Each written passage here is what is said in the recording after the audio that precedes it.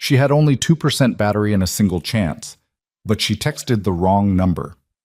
Instead of the police, instead of friends, the message, "They're going to kill me," fell into the hands of Chicago's most dangerous man.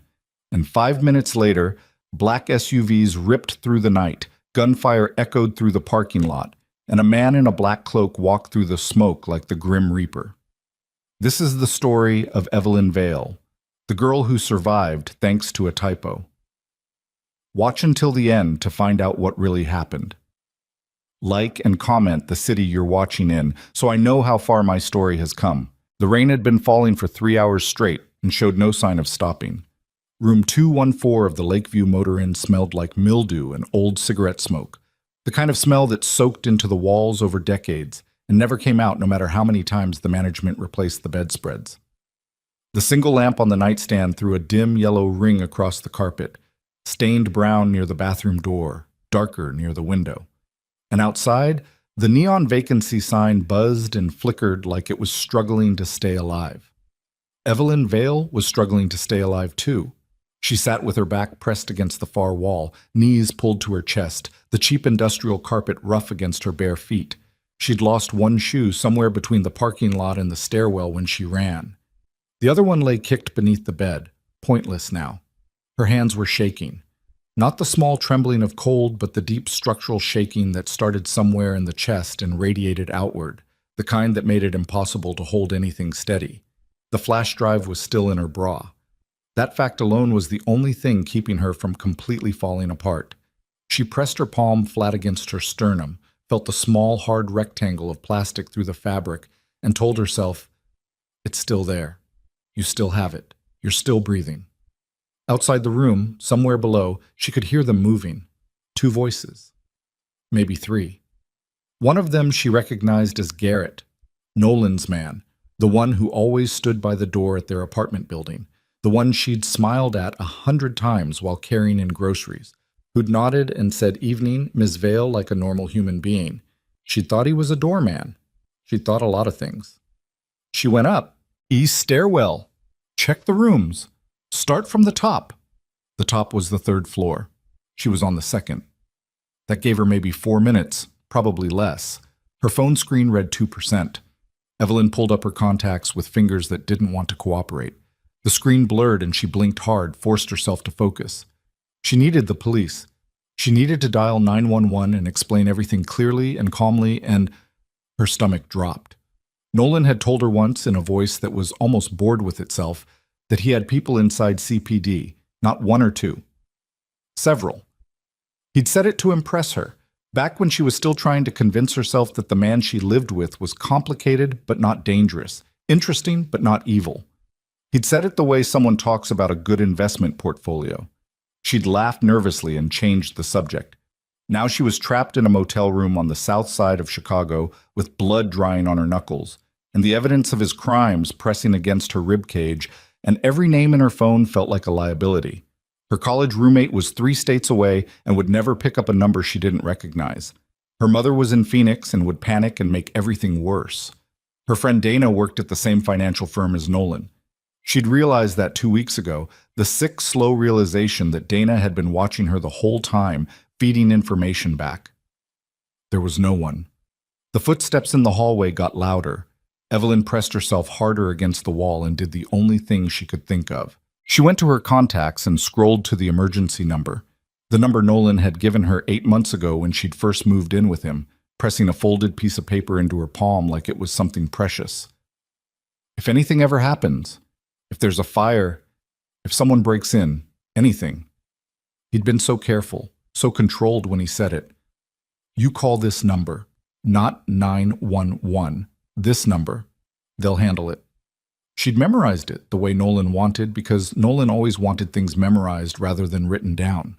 She'd never questioned what handle it actually meant. Her thumbs moved across the keyboard. Help. They are going to kill me. Room 214, Lakeview Motor Inn, South Halstead. She stared at the message for half a second. The phone was at 2%. If she waited too long, the battery would die and the message would never send at all. She hit the button. Delivered.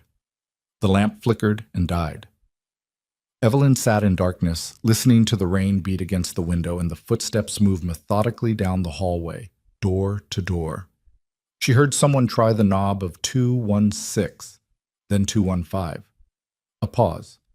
She stopped breathing entirely. The knob of 214 turned. The lock held. She'd thrown the deadbolt when she came in, some muscle memory instinct from 1,000 nights in apartments she'd double-locked out of habit. But deadbolts on motel room doors weren't built for serious intent. She heard the man on the other side apply pressure.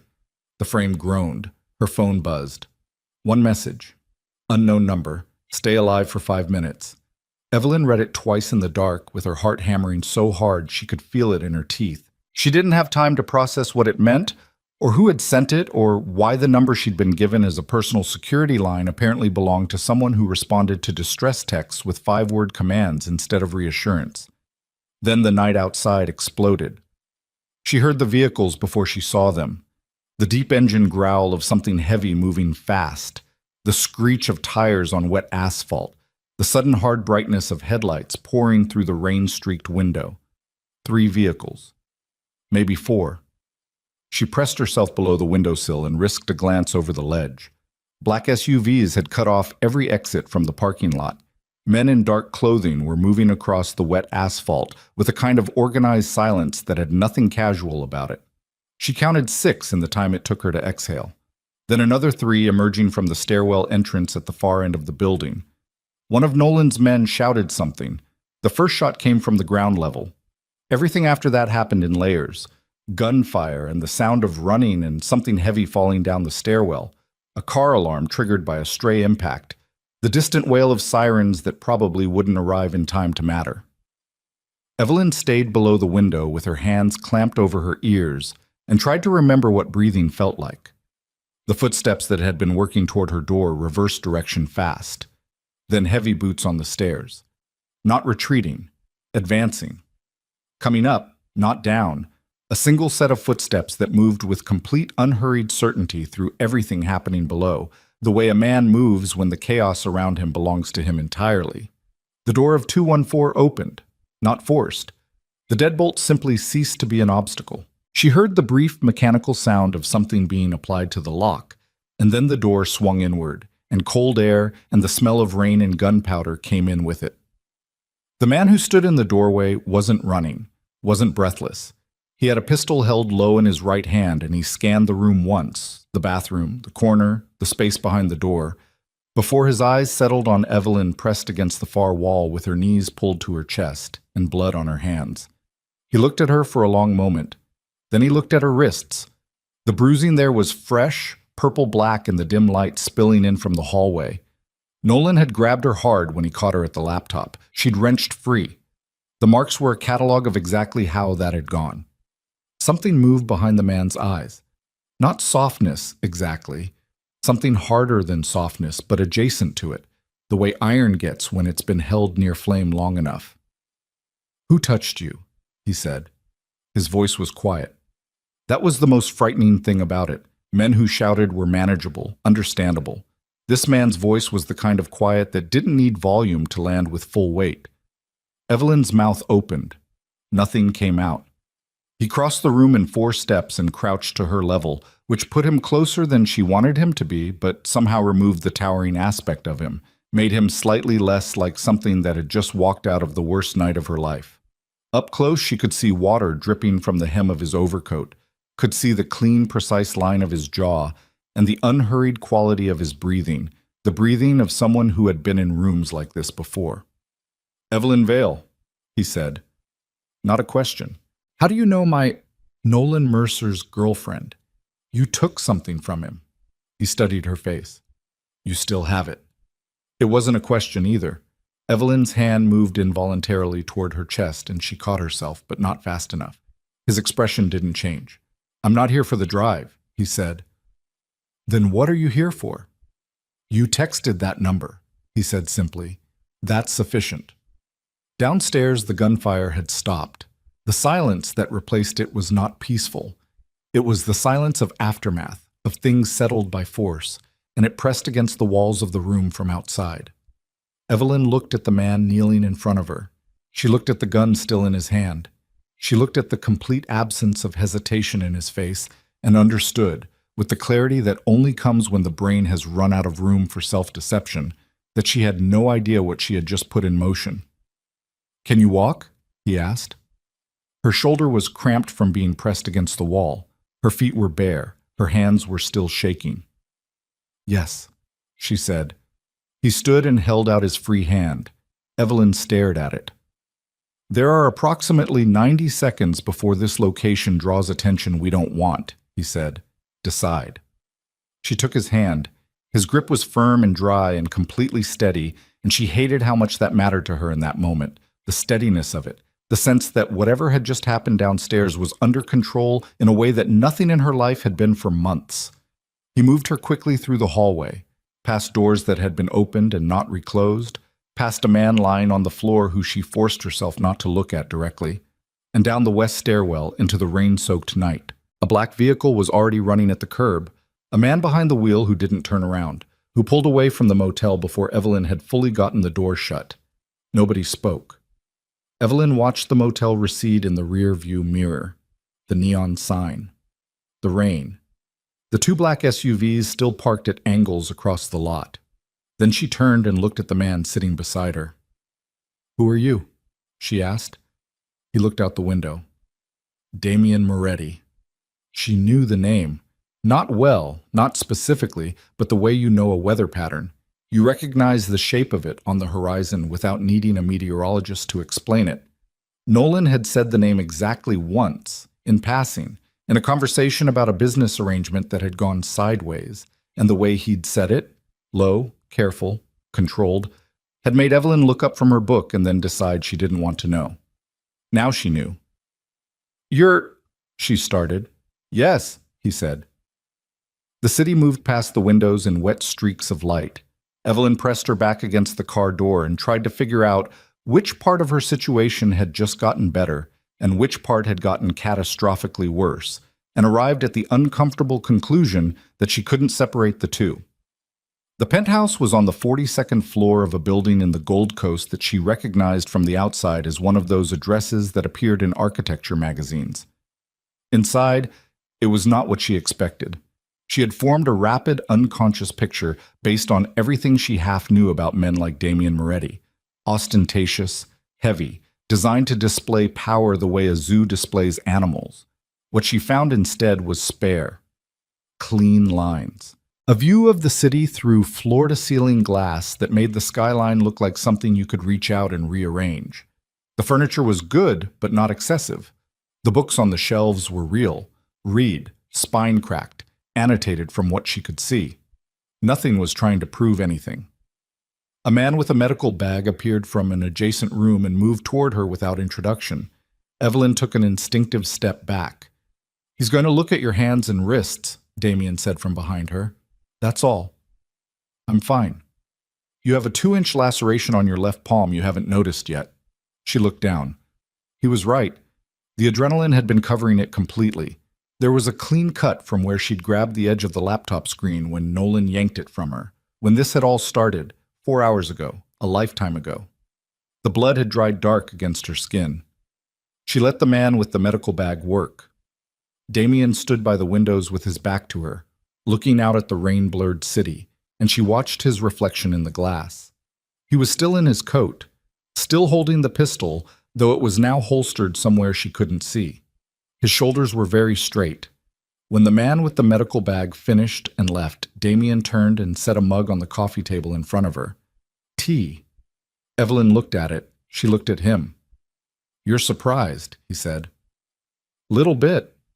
He sat down in the chair across from her, not close, the full width of the coffee table between them. "The drive," he said. "What's on it?" "You don't know?" "I have an idea. I want to hear yours." She wrapped her bandaged hands around the mug because it was warm and she was cold all the way through. "Financial records," she said. "Mercer's accounts, the shell companies, the routing sequences. And something else." She paused. "Communications between Mercer and a man named Cortez." Damien's expression didn't change, but something in the room did. A subtle pressurization, like a shift in altitude. How long have you had the drive? 3 days. I found it by accident. He'd left his laptop open and I wasn't looking for anything. She stopped. I copied the files and he caught me before I could get out. Damien looked at her steadily. Did you read what the communications said? Some of it. Tell me. Cortez was arranging something, Evelyn said. Something at the Harrington negotiation. Mercer was helping him with logistics, money, access, timing. She met his eyes. Your name was in 3 of them. The silence that followed had a different texture than the silences before it. You understand what those files mean, he said. It was not a question. I understand it's why he wanted me dead, she said. Damien leaned back slightly and looked at her with an expression she couldn't fully classify. Not warmth exactly. Something more like the recognition of a weight. The specific weight of a person who had stumbled into a situation far beyond their own gravity and was still, against all reasonable expectation, holding themselves together. You should sleep, he said. I'm not going to sleep. Then sit here until you're ready to. He stood. Nobody enters this floor without my approval. You're safe. You keep saying that. Because it's true. Evelyn looked at her bandaged hands. She looked at the mug of tea. She looked at the rain against the glass and the city lights smearing in the wet, and thought about the motel room, and Nolan's voice, and Garrett saying she's still here, and something in her chest cracked open along a seam she hadn't known was there. Why? She asked. Why bring me here? You don't know me. Damien stopped by the doorway. The number you called, he said. It's been the same number for 11 years. I gave it to exactly 4 people. A pause. Mercer was not one of them. Evelyn frowned. Then how did he— That, Damien said, his voice dropping into something flat and very cold, is exactly the question I intend to answer. He left her there with the tea going warm in her hands, and the city spread out below her like evidence of something she didn't yet have the language to name. She didn't sleep, but she sat there until the shaking stopped, and in the quiet of the 42nd floor, with armed men somewhere below, and rain streaking the glass and Damien Moretti's voice still carrying its quiet weight through the room, the shaking did, eventually, stop. That was the first night. The second day brought a different kind of dread. Not the immediate physical terror of being hunted, that had been replaced by a cold, sustained unease, the unease of a person who had been moved from one cage to another without yet knowing if the new cage was better or simply larger. Evelyn walked the penthouse in the morning while Damien was in a meeting somewhere on the floor below, tracing the perimeter of her situation the way you trace the walls of a dark room. She found the kitchen and made herself coffee with shaking hands that were steadier than the night before. She found a room that appeared to be a study. Books, a desk, 2 phones charging side by side, a framed photograph turned face down on the shelf. She didn't touch it. She found the man named Russo standing outside her door when she returned to her room, which she had not been given but which had been designated by Damien with a brief, "Your room is the 3rd on the left," the night before. "I'm not a prisoner," she said to Russo. "No, ma'am," he said. "Then why are you standing there?" "Because someone might try to make you one," he said, with the particular frankness of a man who has decided honesty is easier than pretense. "And I'd rather that didn't happen." Evelyn considered that for a moment. "Fair enough," she said, and went back inside. By the afternoon of the second day, she had begun to build a picture from fragments, from overheard conversations through walls, from the controlled urgency in the voices of the men who came and went, from the single exchange she caught when she walked past an open door and heard Damien say the Harrington meeting cannot move, and someone else say Cortez won't wait, and Damien say, then Cortez is going to be disappointed. By the 3rd day, she understood most of it. The flash drive she'd stolen from Nolan Mercer did not simply contain evidence of money laundering. It contained the operational blueprint for an assassination attempt against Damien at an upcoming peace negotiation, the Harrington Summit, brokered over 6 months between 3 competing organizations that had spent 2 years bleeding each other across the south and west sides. Mercer had been feeding logistics to a cartel faction operating under a man called Cortez, who had no interest in peace and every interest in eliminating the one figure capable of enforcing it. Evelyn had walked into that apartment, opened a laptop left carelessly open, and stumbled into the center of a war that had been building for 2 years. She told Damien this analysis over dinner on the third evening, told him flatly, without performance, because she had a business degree and 3 years of auditing experience, and she'd read every file on that drive twice before Nolan caught her. And the architecture of what Mercer had built was not particularly complex if you knew what shell company structures looked like from the inside. Damien listened without interrupting. "You know what you're describing," he said when she finished. "That you were supposed to die at the Harrington meeting." "Yes." "And that Mercer has been inside my organization for long enough to have the number." 11 years, you said? She met his gaze. "Which means whoever gave him that number has been compromised for a long time." Damien was quiet for a moment. Then he said, with a controlled precision that she was beginning to understand was the outer boundary of what he let show. "Yes." Evelyn set down her fork. "What happens now?" "I find out who gave him the number," he said, "and I shut down the Harrington operation before Cortez can move." "And me." He looked at her across the table. The light from the pendant lamp above them caught the angles of his face and made him look older than he probably was, the specific aging that came from carrying too much for too long. "You stay here," he said. "I'm not because I'm keeping you," he said, "because Mercer still wants you dead. The drive is evidence. You're a witness. Until Cortez is neutralized and Mercer is handled, walking out of this building is the same as putting a gun in your own mouth." A pause. His voice didn't soften exactly, but the edge came off it by a degree. "So you stay here, until it's over." Evelyn looked at her plate. She looked at the city through the glass. She thought about her apartment, the lease probably already canceled, the things still inside it, the version of her life that had existed 5 days ago and was simply gone now, like a door that closed and stopped being a door. "Okay," she said. Damien nodded once. They ate in silence after that, but it was not an unfriendly silence. It was the silence of two people recalibrating around each other, sorting out the terms of a proximity neither of them had chosen. Outside, the city moved and breathed and kept its 1,000 separate secrets, and somewhere in it Nolan Mercer was still breathing too, and regrouping and making new plans. That was the thing about men like Nolan, Evelyn had come to understand. They didn't run when they were cornered. They pivoted. They found new angles.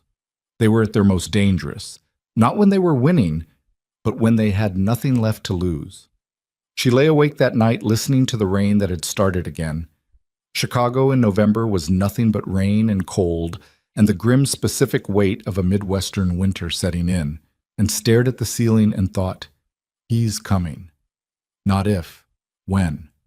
The thought didn't calm her, but it organized her, and in the absence of safety, organization was the closest thing available. She pressed her palm against the flash drive, still there, still hard and real through the fabric of the borrowed shirt someone had left for her. She was still breathing. For now, that was enough. 4 days after the motel, a name surfaced. Damien delivered it to her without preamble on a Tuesday morning, standing in the kitchen doorway with a coffee cup in his hand and the kind of expression she was learning to read. The controlled version, the version that showed nothing, which paradoxically told her more than any unguarded face would have. "His contact inside the building," Damien said. "The one who gave Mercer the number." Evelyn waited. "Luca," he said. "My second." The name landed in the room like something dropped from a height. Evelyn had met Luca twice in 4 days. Once in passing, once during a brief meeting she'd been asked to attend because her knowledge of the drive's contents was operationally relevant. He'd been professional, careful. He'd addressed her with a neutral courtesy that she'd taken for the guarded cordiality of a man uncertain how to categorize her. She thought of Garrett, the doorman, and how she'd smiled at him for 2 years. "What will you do?" she said. Damien's jaw tightened by a fraction. "Handle it." Damien don't, he said, and the word was quiet but final, the kind of word that closed doors. He looked at her for a moment, and something crossed his face that wasn't cold at all. that was in fact almost unbearably human. The look of a man who had just learned that the person standing closest to him for 11 years had been holding a knife the whole time. He left the kitchen. Evelyn stood in the silence he'd left behind and felt, for the first time since the motel, something other than fear. She felt the specific ache of watching someone hurt and being unable to reach them. That realization unsettled her more than anything else had, because she understood, somewhere clear and uncomfortably honest, that whatever Damien Moretti was, and she was not naive about what he was, she had started to see him. Not the myth, not the name, not the controlled exterior. The man who sat alone after midnight. The man who had a photograph turned face down on his shelf. The man who asked about her hands before he asked about the drive. She was still thinking about it an hour later when Russo knocked on her door and said quietly, "You should probably know. Luca's been removed from the building." Evelyn nodded. "Mr. Moretti asked me to tell you," Russo added, "that the number has been changed." She understood what that meant. It meant the breach was sealed. It meant Damien had done what needed doing and was telling her she was safer now, and he'd chosen to tell her through Russo because telling her directly would have required a different kind of acknowledgement than he was ready to make. Evelyn pressed her forehead against the cool glass of the window. Below, the city went about its business in the gray November light. And somewhere out there, Nolan Mercer was pivoting. She could feel it. The photograph had been turned face down for a reason. Evelyn found that out on the fifth morning, not because Damien told her, but because she was standing in the hallway outside the study when the door swung open and he walked out carrying it, the frame, glass side up now. And the image was visible for exactly 2 seconds before he registered her presence, and his expression closed like a shutter dropping. A woman, dark hair, young, standing in front of a lake somewhere with the particular relaxed quality of someone who doesn't know the picture is being taken. "Sorry," Evelyn said. "I wasn't—" "It's fine," he said, and went back inside and closed the door. It was not fine. The word had the texture of something placed in front of a gap to stop drafts. Functional, minimal, designed to prevent further entry. Evelyn went back to the kitchen and stood at the counter and drank her coffee and thought about the photograph and thought about the particular way Damien's shoulders had set when he saw her standing there and decided she was going to leave it alone for at least another day. She lasted about 4 hours. It was Russo who told her, not willingly. Russo had the instinctive discretion of a man who had kept secrets professionally for a long time, but he also had a quality she'd noticed in the first days, a kind of careful sympathy that operated underneath his professional surface. And when she asked him directly who the woman in the photograph was, he looked at the wall for a moment and then said quietly, "His sister, Bianca." "Where is she?" "Here, elsewhere. She moves." He paused. "Mr. Moretti keeps her away from operational matters. She's not in the life. He worked hard to keep her out of it." Evelyn thought about that. Does she know what he does? Russo looked at her with an expression that said, "That's not my question to answer." "Right," she said. She thought about it for the rest of the afternoon. The specific labor of loving someone by keeping them at a distance. The way care could look indistinguishable from coldness when it was working. She'd seen it in the turned-down photograph. She saw it in the way Damien moved through his own apartment, efficient and contained, never lingering in any room long enough to seem like he lived there, as if inhabiting his own life too fully might make it a liability. At 6 that evening, he came into the kitchen while she was eating and sat down across from her without ceremony and said, "I need to know everything you remember from the Cortez communications. Dates, language, names." Evelyn set down her fork. "Okay," she said. "All of it. Not the summary, the details." "I know what you said." He looked at her steadily. She looked back at him with equal steadiness and said, "You want to do this now, or do you want to get a pen?" Something shifted at the corner of his mouth. Not quite a smile. The structural suggestion of one. "I'll get a pen," he said. They worked for 2 hours at the kitchen table. Evelyn went through every file she'd read on the drive with the methodical precision she'd learned doing forensic audits. Not storytelling, not interpretation, just the clean sequential recall of dates and account numbers, and the specific language used in communications that sounded innocuous on the surface and were not innocuous at all. Damien wrote and occasionally asked questions that were so targeted and specific they told her as much about his operational knowledge as her answers told him about the drive. He knew Cortez's organizational structure. He knew the shell company names. He was filling in timing, the when and the how, with what she remembered. At some point the hour got late, and neither of them mentioned it. "This line," Damien said, tapping his pen against the notepad. "You said Mercer used the phrase technical access to the east entrance. That's specific." "Yes. The Harrington Building's east entrance is the service corridor. It's not on any public schematic." Evelyn looked at him. "Which means Mercer had internal information. Which means someone inside the Harrington organization is also compromised." He set the pen down. His jaw was tight. Not just Luca. The quiet that followed had a different quality than the comfortable working silences of the past 2 hours. This one had teeth. "How many people knew about Harrington?" Evelyn said.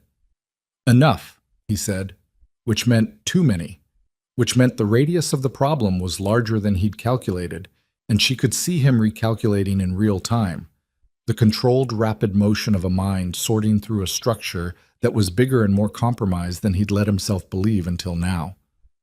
"You can't trust the meeting anymore?" she said.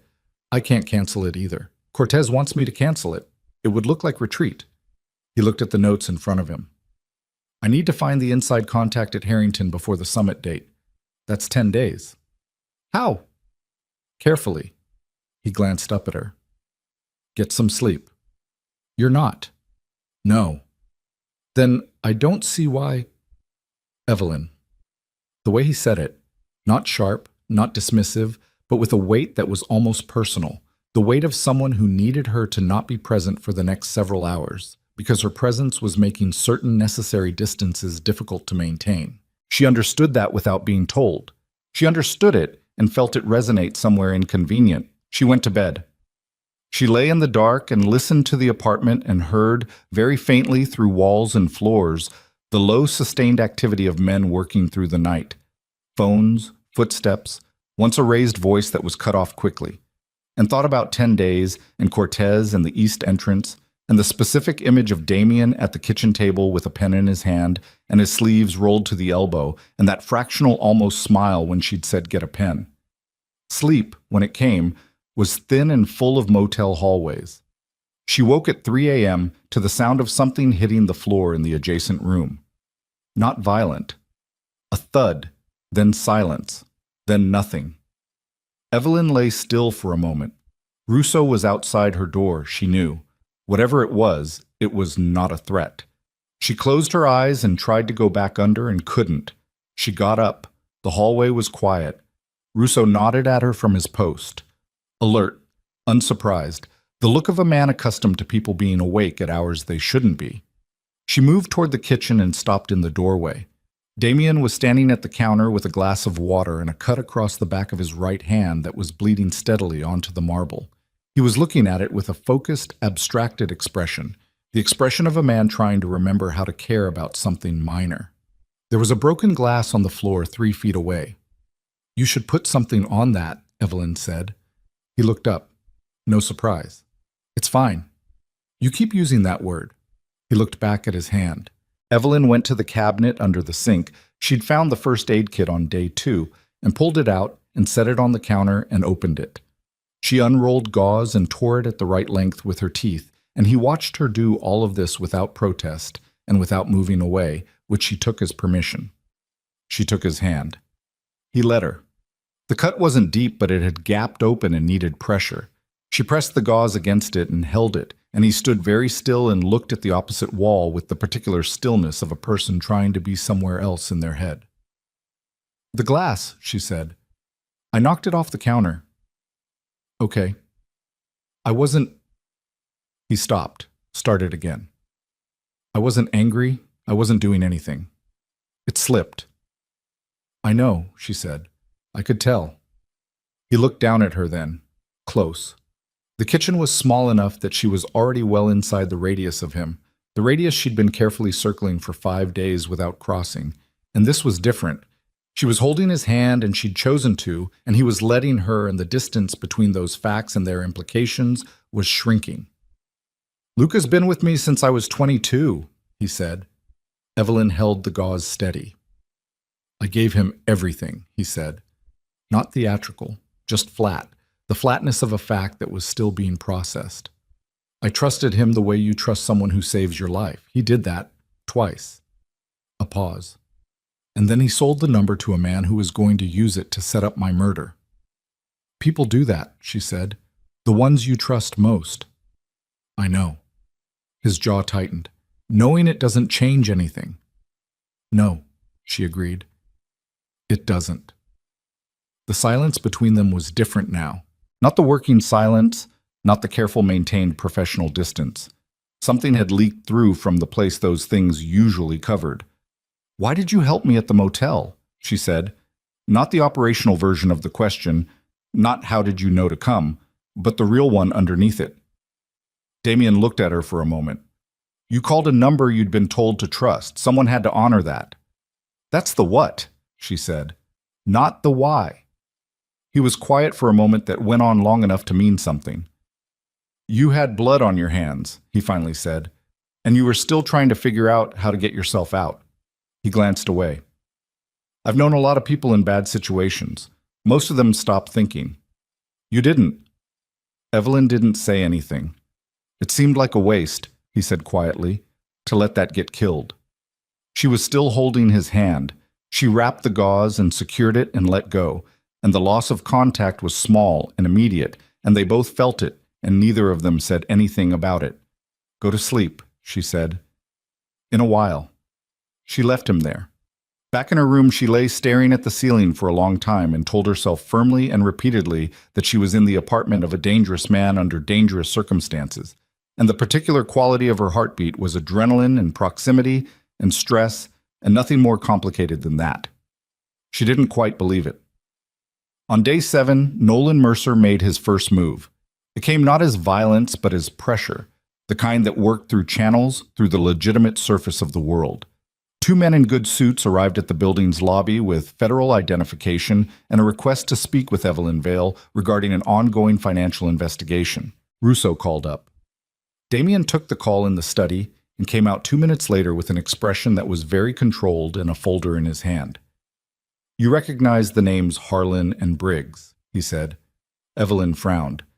"They're SEC investigators. I've seen them in meetings at the firm." She paused. "Nolan's firm." Mercer sent them. "They're federal agents." "They're federal agents who've been building a case that Mercer has been helping them construct." He set the folder on the table. "If they take you for questioning, Mercer's attorneys get access to your location. You stop being in a building I control and start being somewhere I can't protect you." Evelyn felt the architecture of it settle into place.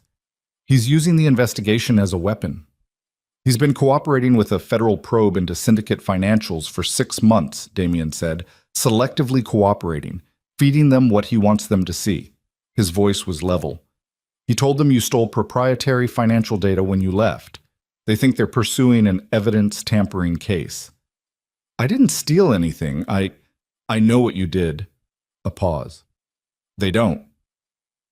Evelyn pressed her palms flat on the table and looked at the folder and thought about Nolan's particular genius for positioning, the way he always occupied the sympathetic role in any narrative, the way he made other people's truth sound like their alibi. She'd lived with that for 8 months.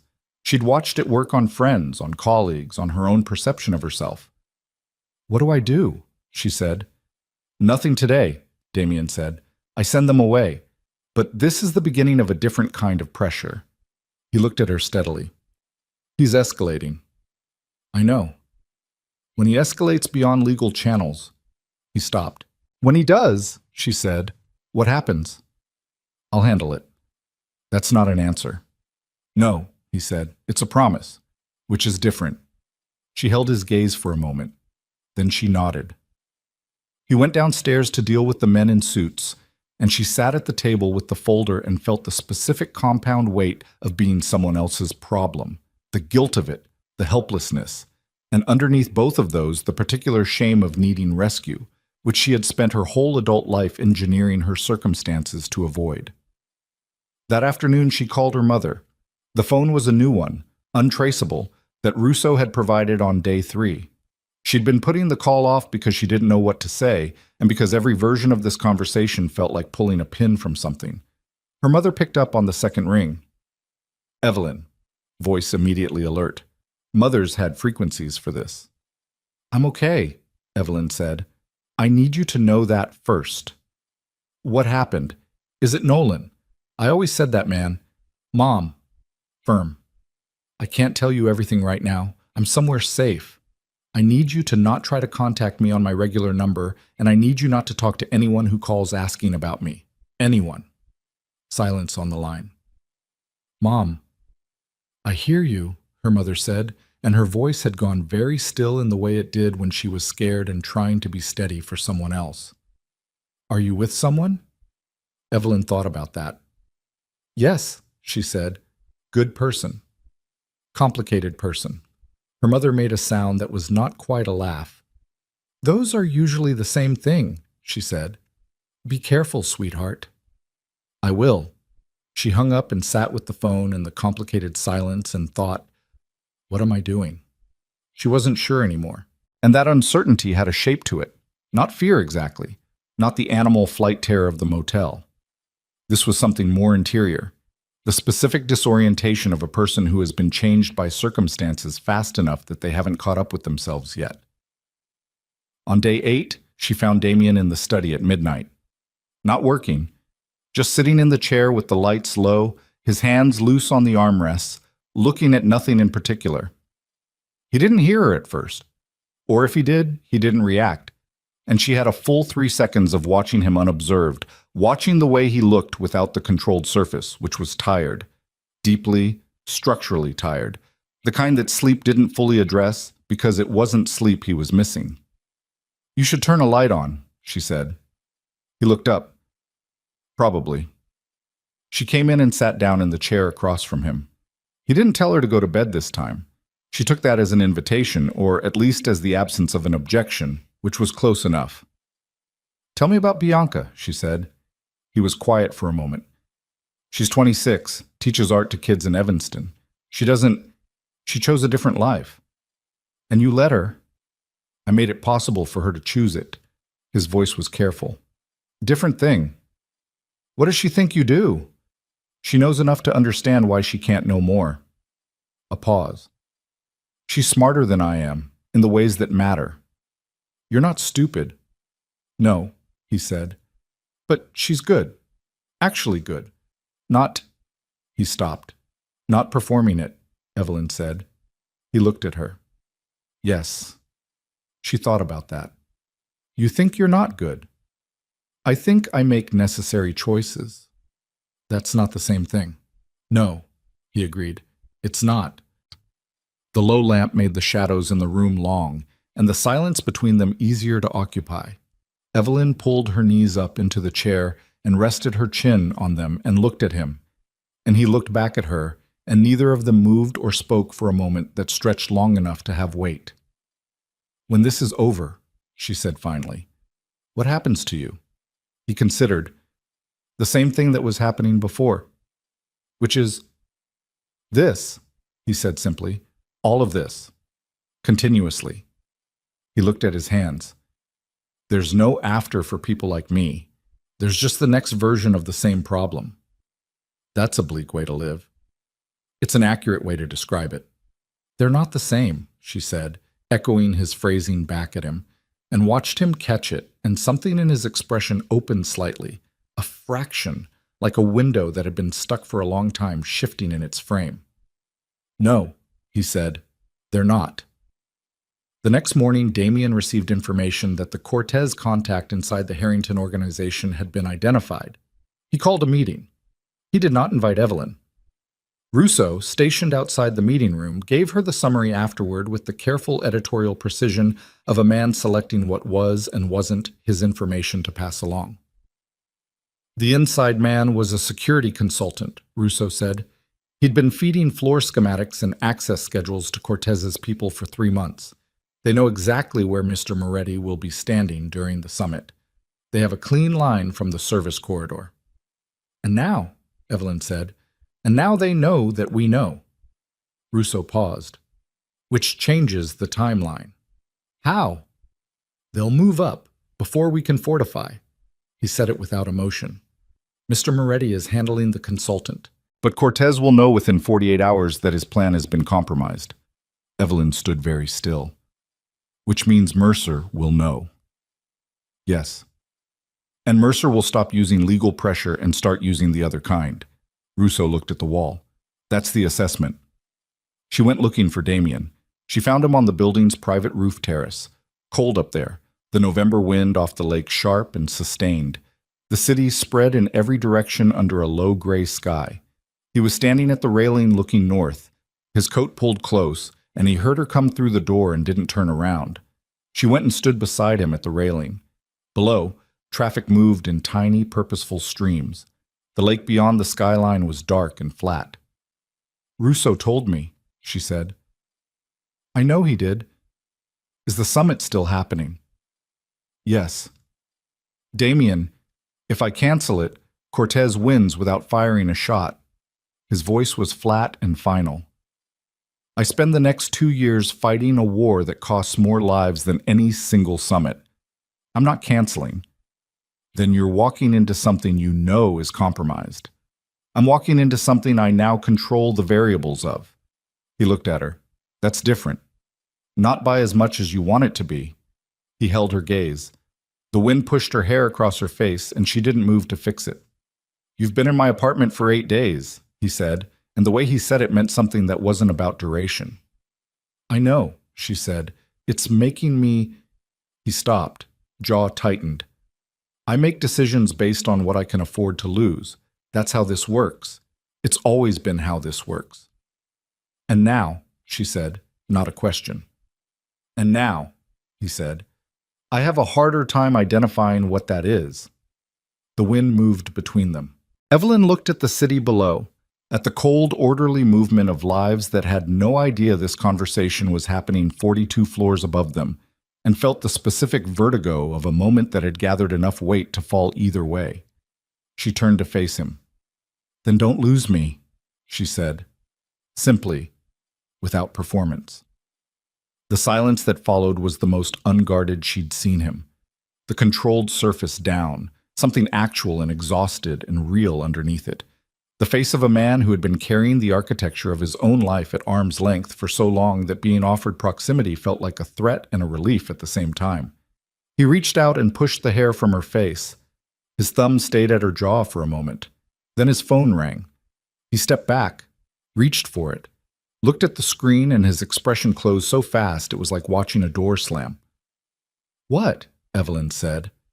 He looked up at her, and in his eyes was the particular flat brightness of a person who has just received information that has changed the next several hours irrevocably. The gala, he said. Tonight. I have to go. What's tonight? The Harrington pre-summit function. It's been on the calendar for 6 weeks. If I don't appear, it signals... He was already moving toward the door. I have to go. Then I'm coming with you. He stopped, turned, looked at her with an expression that was half calculation and half something that resisted calculation entirely. That's not... If you leave me here and something happens at that gala, she said, you have no one watching your back who isn't already on someone's payroll. She held his gaze. You just told me your second sold you out. Your inside contact at Harrington sold you out. How many people in that room tonight are clean? The wind pushed between them. Damien looked at her for a long-held moment. Get dressed, he said. And Evelyn Vale, who 8 days ago had been crouched against a motel room wall with 2% battery and no options, went to get dressed for the most dangerous room. The dress was black satin, and it fit like it had been made for someone else's life. Evelyn stood in front of the mirror in the guest room and looked at herself and didn't recognize the woman looking back. Not because the dress was wrong, but because everything underneath it had shifted in 8 days in ways she hadn't finished cataloging yet. The bruising on her wrists had faded to yellow-green. The cut on her palm was healing clean. She looked like a woman going to a gala. She felt like a woman walking a wire over something she couldn't see the bottom of. Russo knocked at 7:15. "Car's ready," he said through the door. 1 minute. She pressed her palm flat against the mirror and looked at her own eyes and said quietly, to no one, "You're still thinking. That's enough." Then she picked up the small clutch someone had left on the bed, black, minimal, containing nothing she'd put there herself, and went out. Damien was in the entry hall. He'd changed into a dark suit that sat on him the way good clothes sit on men who don't notice them, and he was standing with his phone in his hand reading something with the focused, rapid attention of a man who was already inside the next several hours before they'd started. He looked up when she came in. The phone lowered. He didn't say anything for a moment. Then, "You look like you're preparing to survive something." "Aren't I?" "Try to look like you're not. Work on your pep talks," she said, the almost smile. There and gone. They rode down in the elevator without speaking. Russo and 2 other men flanked them through the lobby and into the waiting car, and the city opened up around them in the cold November dark. Streetlights and headlights, and the distant suggestion of the lake, the city doing what it always did, indifferent and continuous, unimpressed by personal catastrophe. Damien looked out his window the whole ride. Evelyn watched his reflection in the glass. His jaw was working very slightly, the small motion of a man running through sequences in his head, checking and rechecking. She'd learned to read that in 8 days. She'd learned a lot of things in 8 days that she suspected were going to be difficult to unlearn. "Tell me what I'm walking into," she said. He turned from the window. "The Harrington function is a pre-summit mixer. Roughly 200 guests, city officials, developers, a handful of people from the 3 organizations who are publicly legitimate enough to attend events like this. It happens every year. It's theater. And tonight it's theater with loaded guns behind the curtain." He looked at her steadily. "You stay within 4 feet of me. You do not go to the bar alone, the bathroom alone, or anywhere alone. Something happens, you get behind the nearest solid structure and you wait. And if you're the one something happens to," his jaw tightened by a degree, "Russo will get you out." "That's not what I asked." He held her gaze. "I know," he said, and left it there. The Harrington was a century-old building in the Loop that had started as a private club and evolved into the kind of venue that hosted events for people who needed history as a backdrop for their present.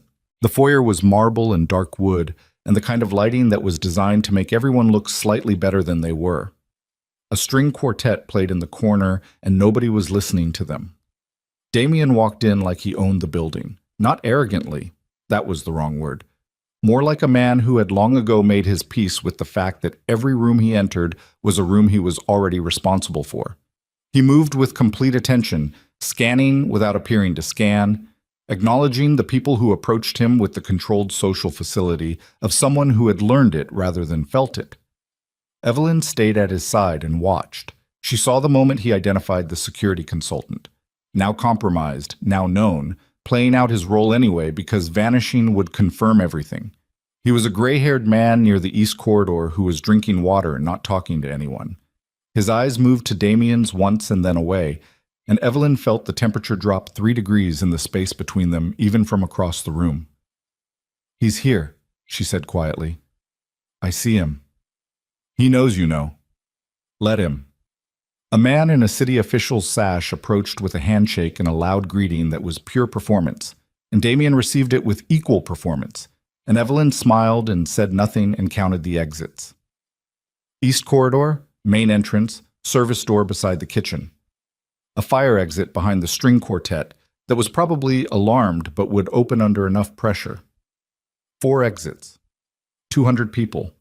1 man in a gray suit who kept touching his earpiece. She noticed the earpiece at 40 minutes in.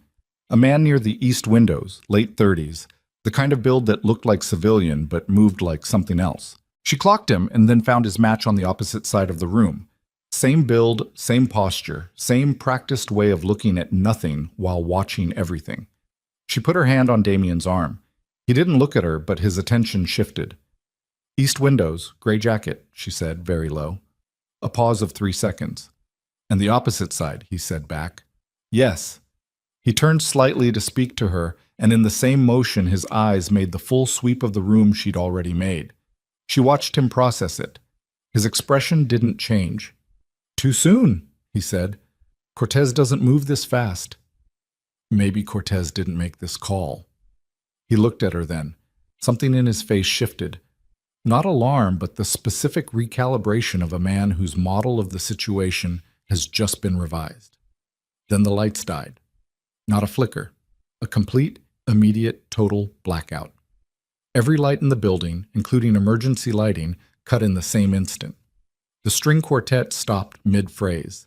200 people produced 200 different versions of surprise silence, and then someone screamed, and then the room became something else entirely.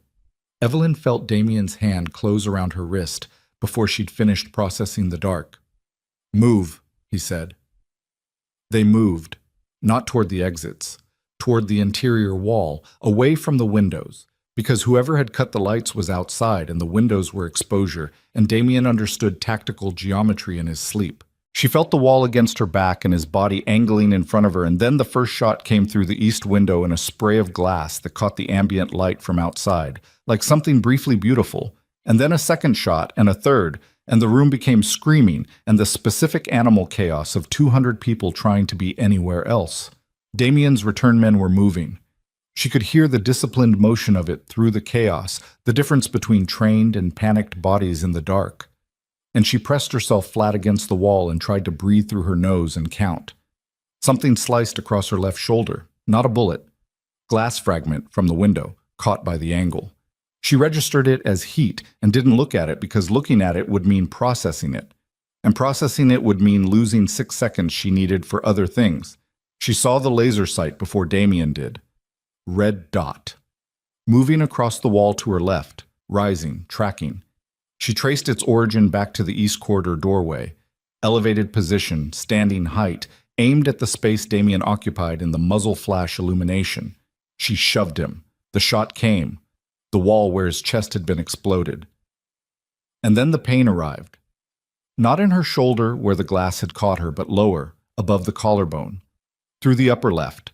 The specific searing geography of a round that had passed through the outer edge of her and continued, and she thought very clearly, that's a through and through. You've seen enough crime reports to know that means you're probably not dying in the next 60 seconds. Focus.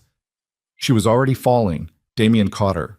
She knew it was him before she saw him because of the specific quality of how the catch happened.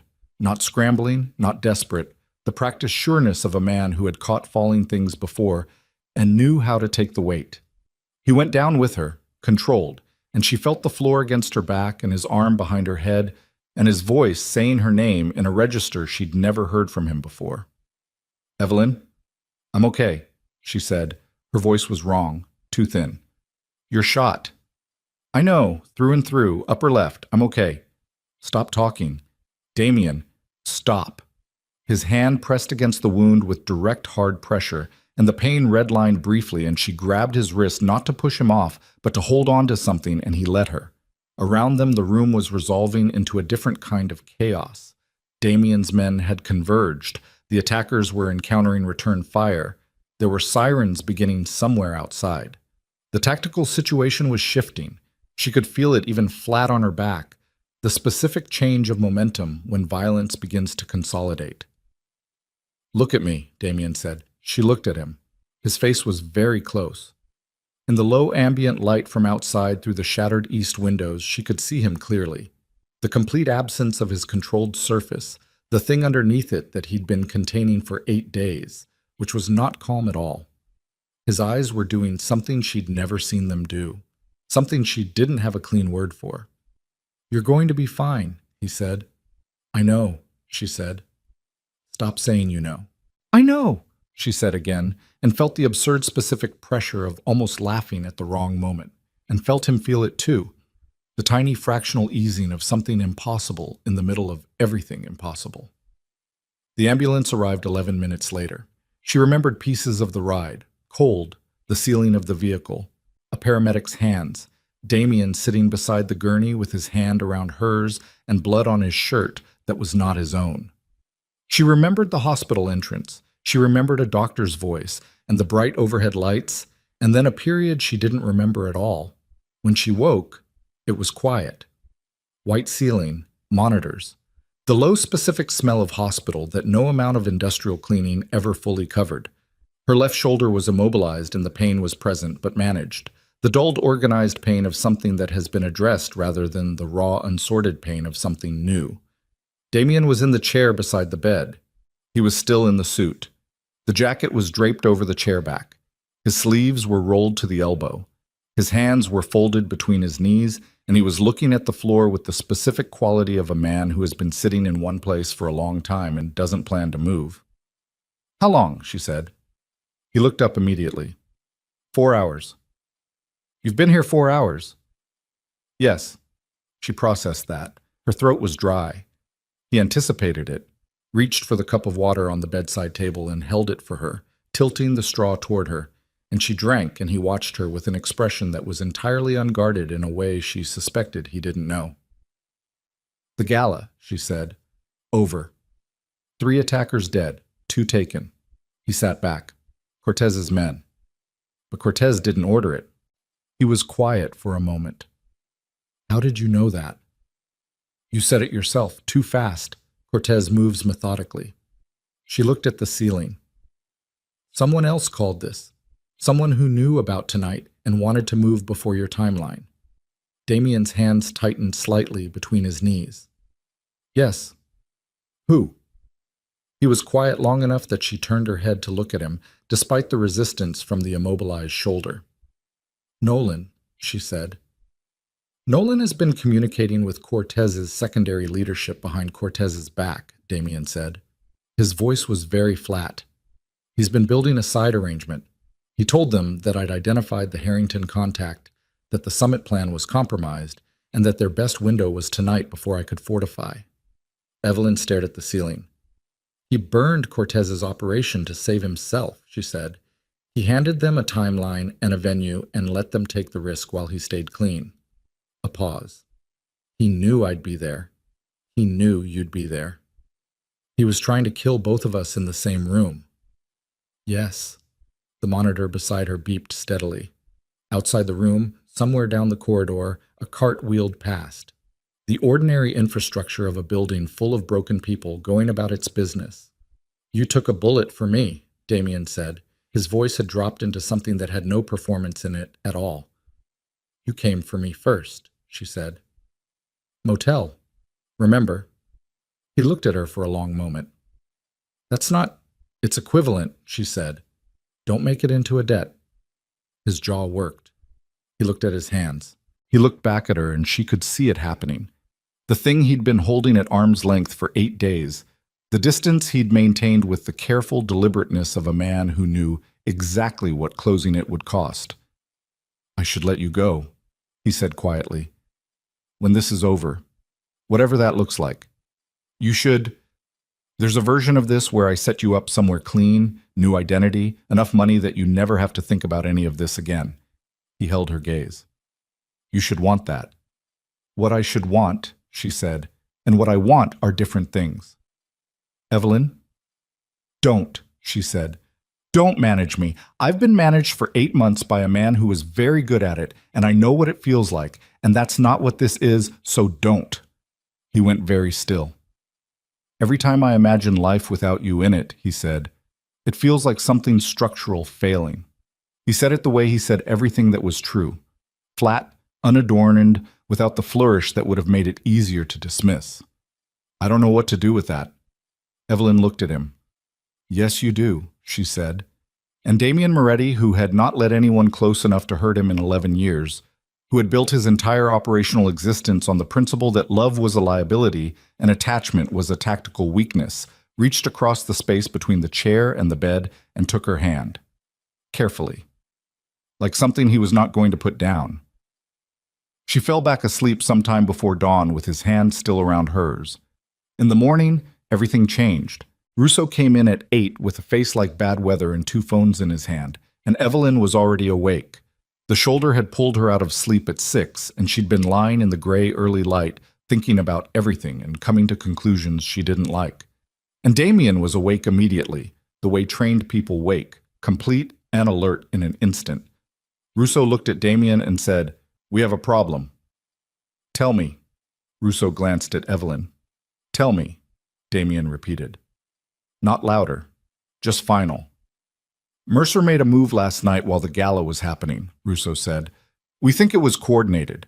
While our attention was on the Harrington situation." He stopped. His face did something careful and controlled that meant the next sentence was going to be bad. "Bianca's convoy was hit on the I-90 connector. 3 of our men down. The car was taken." The room went absolutely silent. Evelyn watched Damien's face. She had seen him controlled. She had seen him angry in the contained way of a man who used anger as a tool rather than feeling it. She had seen him tired and unguarded and almost tender. She had not seen this, the specific white stillness that settled over him now, which was not calm at all, but the thing that lived on the other side of calm, past every managed response, in the place where a person stops deciding how to feel and simply becomes what they are. "Where?" he said. His voice was barely above a sound. "Unknown. They switched vehicles twice. Our tracking lost the second car near the Calumet interchange." "Who's on it?" "Everyone. Get me Mercer's known locations. All of them. Safe houses, secondary properties, anything Luca gave us before." He stopped. His eyes closed for a fraction of a second. Opened. "Cross-reference everything Luca gave us as potentially compromised. Don't assume any of it is clean." "Already running." Damien stood. He picked up his jacket from the chair back without looking at it. His hand found the lapel, and he held it for a moment. Not putting it on yet, just holding it. And in that pause, Evelyn saw the full weight of it land on him. The specific compound weight of a man who had spent decades keeping his sister safe and had just learned it hadn't been enough. She pushed herself upright. "Don't," he said, without looking at her. "Damien, you've been shot. You're staying here." He put on the jacket. His movements were precise, deliberate, the deliberateness of a man using action to keep himself from feeling the full magnitude of what he was feeling. "Russo's man will stay outside the door. You don't leave this room." "This is my fault," she said. He stopped, turned to face her. "If Mercer is using Bianca, it's because of me," she said. Her voice was level. She was not going to fall apart in front of him right now. "The drive, the motel, everything, he's escalating because of what I started." "You didn't start anything," Damien said. "He did. 8 months ago when he put you in a position where you'd eventually find what he was hiding." "That's generous." "It's accurate." He looked at her with that flat, complete honesty she'd come to expect from him. "This is not your fault, but it is your problem, which means," his jaw tightened, "when I find her, when this is resolved, you're going to be standing in the middle of it, whether I want you there or not." "I know. I need you to understand what that means." "I know what it means." "You've been here 9 days." "I know how long I've been here," she said. "I know what you are. I know what this is.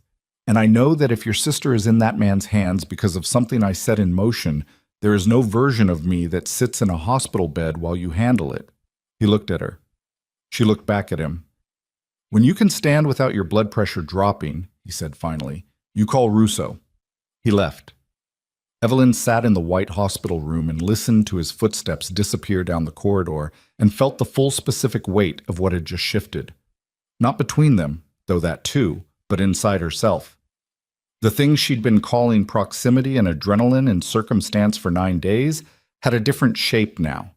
It had the shape of a person she would walk toward trouble for, the shape of someone she was not going to leave. That terrified her, not because of who he was or what his world cost, because she'd been here before, not with violence and criminal organizations and gunfire, but with the simpler version, the version that was just a man who was wrong for her in ways she kept explaining to herself were manageable. And she had learned, at significant cost, that knowing the risk did not neutralize it. But this was different. She was different. 9 days had done that. She pressed the call button for the nurse. "I need to know my discharge timeline," she said when the nurse appeared. The nurse looked at her chart. "Dr. Voss wants to keep you for observation until—" "I'm not asking what Dr. Voss wants," Evelyn said. I'm asking what my medical status is if I choose to leave. The nurse looked at her for a moment. You'd be leaving AMA. Against medical advice? Yes. I understand that. What are the actual risks? A pause. The wound is clean. You'd need to keep it dressed and avoid significant physical exertion. A longer pause. And you'd need someone to monitor you for signs of, I have someone, Evelyn said. She was dressed and standing when Russo's man knocked on the door 40 minutes later. Mr. Moretti said, when you can stand, the man said, looking at her with the careful, neutral expression of someone who had been told this was a possibility and was not entirely surprised. I'm standing, she said. The drive back to the penthouse was not the drive she'd expected. Instead of the Gold Coast, they headed south, toward the river, into the older industrial sections of the city where the streets got wider and less maintained and the buildings were warehouses and former manufacturing plants, the bones of a different Chicago showing through. Russo was in the car. He looked at her shoulder and looked at her face and said nothing, which she appreciated. Where are we going? She said. Mr. Moretti is working a location, Russo said. He wanted you brought when you were ready. He wanted me brought. He said, Russo paused, with the particular care of a man choosing exact words. He said she'll come anyway, so bring her when she can walk straight. Evelyn looked out the window. She thought about the photograph turned face down. The woman standing at the lake not knowing the picture was being taken. 26 years old, teaching art to children in Evanston, living the life her brother had made space for her to choose. In a car somewhere in this city because of a flash drive Evelyn had copied on a Tuesday evening 3 weeks ago. The guilt was not abstract. It had mass and texture, and it sat in her chest next to the clean-through wound, and she breathed around it and didn't put it down because it wasn't the kind of thing you put down. It was the kind of thing you carried until you'd done enough to balance the weight. They pulled into the parking structure of a building she didn't recognize, and Russo got out, and she got out, and they went up 2 flights of concrete stairs and through a metal door into a space that had once been something industrial. Concrete floor, high ceilings, the ghost of old equipment in the wear patterns on the ground. Damien was at a folding table in the center of the space with 4 men and 2 laptops and a paper map of the south side spread out under 4 coffee cups used as weights. He looked up when she came in. Something crossed his face. Relief, quickly managed, and underneath the relief a quality she hadn't seen before. He looked at her shoulder, at the careful way she was holding herself, and looked back at her face, and what she saw in his expression was the specific, unguarded collision of a man who wanted her somewhere safer and knew that wasn't her, and was in the process of accepting both things simultaneously. Mercer's reached out, he said without preamble. Evelyn crossed the room to the table. He sent a message 20 minutes ago, Damien said. He slid a phone across the table. She looked at the screen. The message was brief. Trade Evelyn for Bianca. Midnight, the Calumet Yard. No tricks or the sister comes back in pieces. You have until 10 p.m. to confirm. Evelyn read it twice. She put the phone back on the table, looked up at Damien. His face was perfectly still. Every man in the room was looking somewhere other than at either of them.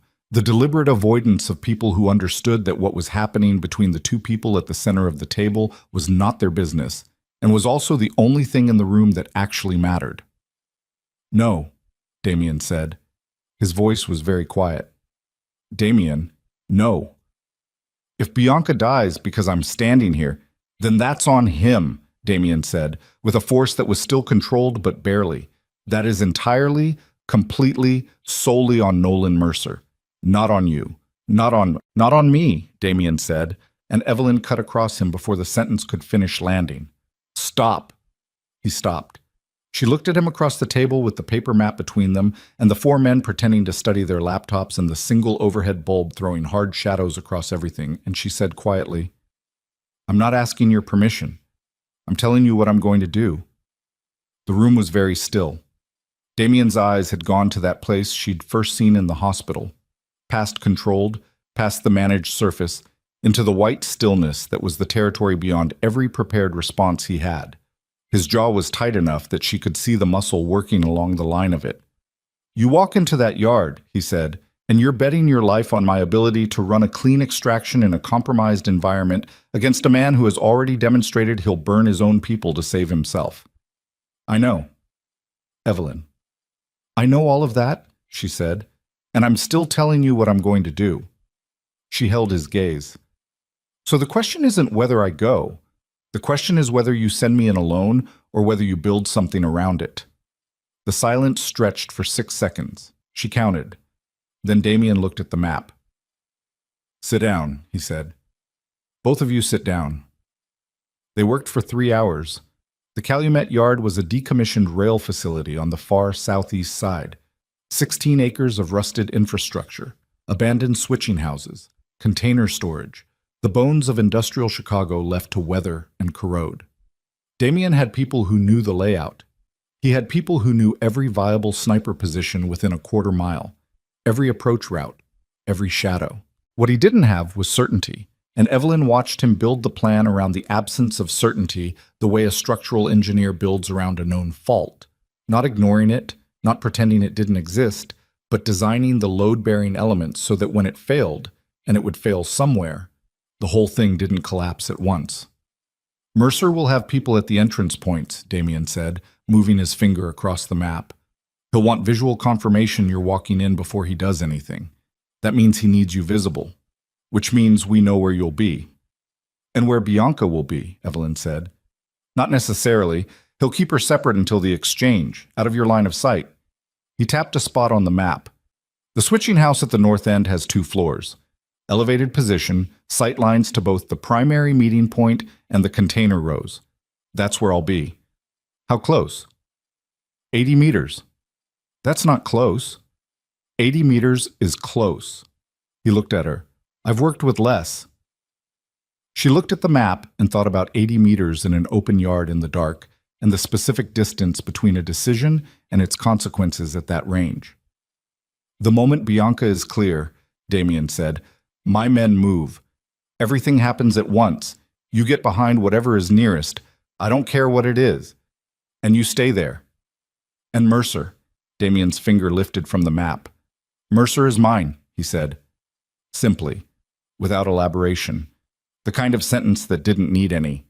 She confirmed the exchange at 9:47 p.m. via the burner phone Mercer had used for his message. 2 words. Calumet, midnight. He responded within 90 seconds with coordinates. The center of the main yard, open ground, floodlit, which told her he was either confident or reckless or both. Russo fitted her with a vest at 11:15. She stood in the center of the warehouse space while he adjusted the straps, and she breathed carefully through the pressure on her shoulder, the wound making itself loudly known every time something touched it. And she stared at the far wall and thought about nothing specific, the way she'd learned to think about nothing specific before a high-stakes audit presentation, before any situation where the body needed to be functional and panic was not an option. Too tight? Russo asked. It's fine. He looked at her face. You don't have to do this. I know. Mr. Moretti would find another Russo, she said. I know. He finished the straps and stepped back, and she looked down at the vest under her jacket and thought, 9 days ago, I was barefoot in a motel room with blood on my hands and 2% battery. Look at what I've become. She wasn't sure if that thought was meant to be steadying or alarming. She decided it was neither and let it go. Damien came to her at 11:30, not to review the plan. The plan was reviewed. He came and stood in front of her and looked at her face in the way he'd been doing for days now, the way that was no longer pretending to be anything other than what it was. If anything feels wrong when you get there, he said, you abort. You turn around and you walk back to the car, and we find another way. If I abort, Bianca, is not your responsibility, he said. His hand came up and touched her jaw, briefly, the same gesture from the rooftop, and her whole nervous system registered it through the cold and the adrenaline and the dull fire in her shoulder. She is my responsibility. You are not expendable in exchange for her. Do you understand that? She's your sister. You are not expendable, he repeated, with a force and a flatness that meant he had said this to himself several times already tonight, and was saying it to her now because he needed her to carry it with her. Okay, she said. Say it back. She looked at him. I'm not expendable. He held her gaze for 3 more seconds. Then he dropped his hand and turned to the table and picked up his jacket and the weapon she'd seen him check and recheck twice in the last hour, and said, without turning back, "Let's go!" The Calumet Yard was everything the map had promised, and nothing the map could fully communicate. Standing at the chain link entrance at 11:58, with 2 of Damien's men visible in her peripheral vision, and 12 more somewhere she couldn't see, and the wind off the lake cutting through her jacket like it had an agenda, Evelyn looked at the open ground ahead and felt the full specific weight of the choice she'd made. Floodlights on rusted towers threw white pools across the yard. Between them, shadow, the kind of deep industrial shadow that swallowed detail and made distance unreliable. Somewhere ahead, on open ground, Nolan Mercer was waiting with a weapon and a hostage and the particular certainty of a man who had never believed in consequences. She walked in. Her footsteps on the gravel sounded very loud. She counted them. It was something to do with the part of her brain that wanted to run. Give it arithmetic. Give it a task. Keep it from tipping into the frequency that made people freeze or bolt or do the wrong thing at the wrong moment. 42 steps to the edge of the first floodlight pool. 61 to the rusted hulk of an old switching car. 78 to the place where the shadows opened again and the main yard spread out under the cold flood of the overhead lights. Mercer was already there. He looked smaller than she remembered. That was the first thing. The specific deflation of someone you've been afraid of for weeks when you finally face them in open air. He was 41 years old and well-dressed even here, even now, the charcoal overcoat she recognized from the firm's annual dinner, and he was holding a phone in one hand and standing with the particular stillness of a man containing a great deal of agitation through force of will. Bianca was to his left, restrained, wrists behind her back, with a man holding her arm, someone Evelyn didn't recognize, built like a load-bearing wall. Bianca was dark-haired and smaller than Evelyn had imagined from Russo's description, and her face was cut above one eye from the convoy, but she was standing upright, and her expression was not terror. It was the cold, furious composure of a woman who had been taken and was already planning. She was Damien's sister. That tracked. "Evelyn," Mercer said. His voice was warm. Professionally warm, the warmth he used in client meetings, the warmth she had once found reassuring. "You look terrible." "You look desperate," she said. His jaw tightened. "Walk forward. Let her go first." "That's not how this works." "That's the only way this works," Evelyn said. "You want me. She has nothing you need. Let her walk." "When you're standing in front of me, Nolan." She said his name the way she'd said it 8 months of mornings. Flat, familiar, stripped of performance. "You're not going to shoot me in the middle of the yard before you have what you want. So we're at an impasse unless one of us moves first. And I'm telling you, the one thing that moves me is watching her walk away from your man." Mercer looked at her. She looked back. This was the thing she knew about him, that his criminal connections and his financial arrangements and his assassination plots had not changed. He was at his core a man who needed to believe he was the smartest person in the room. And the way to manage that was to let him think she was afraid of him, which she was, and to let him think she was acting on desperation, which she was, and to not let him see the other thing, the thing underneath both of those, which was that she was buying time in 20-second increments and counting them. "Fine," he said. He nodded at the man holding Bianca. The man released her arm. Bianca didn't run immediately. She turned and looked at Evelyn with an expression that was complicated and rapid and contained several things that would need to be talked about at some future point. And then she walked east toward the container rows, deliberately, not hurrying, and Evelyn watched her go with the specific practiced peripheral tracking of someone trying to watch 2 things at once without appearing to watch either. She counted. 30 seconds. Bianca was at the containers. "Your turn," Mercer said. Evelyn took 3 steps forward, then stopped. "The drive," she said. "You want it." "I want you," he said, and the warmth had entirely left his voice now, replaced by the thing it had been covering, which was cold and focused and genuinely dangerous. "You and every copy you've made and every person you've told and every—" "There are no copies," she said. "There's the drive, and there's what's in my head. You can't do anything about the second one." "I can." "Then why are we here? Why the exchange? Why not just—" She stopped. "Let it sit." Because you need it to look clean. You're still trying to manage the narrative, even now. Walk forward. What did they offer you? She said. Cortez's people. When you went around Cortez's back and sold his operation out to his lieutenants, what was the number? Mercer's face did something she recognized. The flicker of surprise he covered with aggression. The tell she'd learned in 8 months of watching him negotiate. Coastal distribution, she said. Access to the port routes. Damien controls those. She watched his face. But Damien was going to survive the summit, and you needed him gone. So you moved up the timeline and sent Cortez's people into that ballroom, and you didn't care who else was in the room. She held his gaze. I was in that room. You were in that room, he agreed, because you made a choice to be. You made a lot of choices, Evelyn. You copied those files. You texted that number. You decided to stay. His voice had dropped into something almost conversational, almost the voice she'd known, which was worse than shouting. Every single consequence of this is a choice you made. You're right, she said, and I'm making another one. She put her hand inside her jacket. Mercer's man to his right raised a weapon. She slowly, deliberately pulled out the flash drive, held it up. The floodlight caught the plastic casing. This is the original, she said. No copies. I'm holding it. It's the only leverage I have, and I'm holding it in front of you. She let him look at it for 3 full seconds. So here's the choice I'm making. You release me, and Bianca walks out of here, and I give you the drive, and this ends. Or you don't, and I drop this on the ground right now and crush it under my heel, and you get nothing, and whatever you've promised Cortez's people you can't deliver. Mercer's eyes were on the drive. You wouldn't, he said. 8 days ago, I'd never seen a man get shot in front of me, she said. Try me. The standoff lasted 6 seconds. Then Mercer smiled.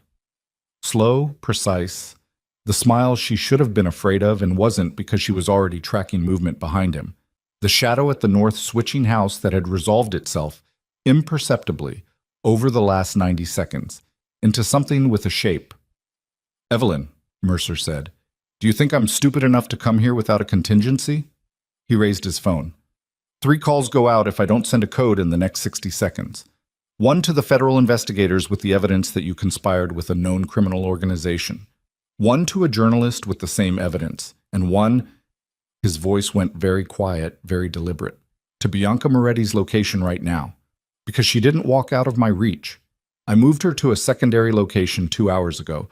The woman you watched walk away is one of my people. The ground dropped out from under everything. Evelyn didn't move.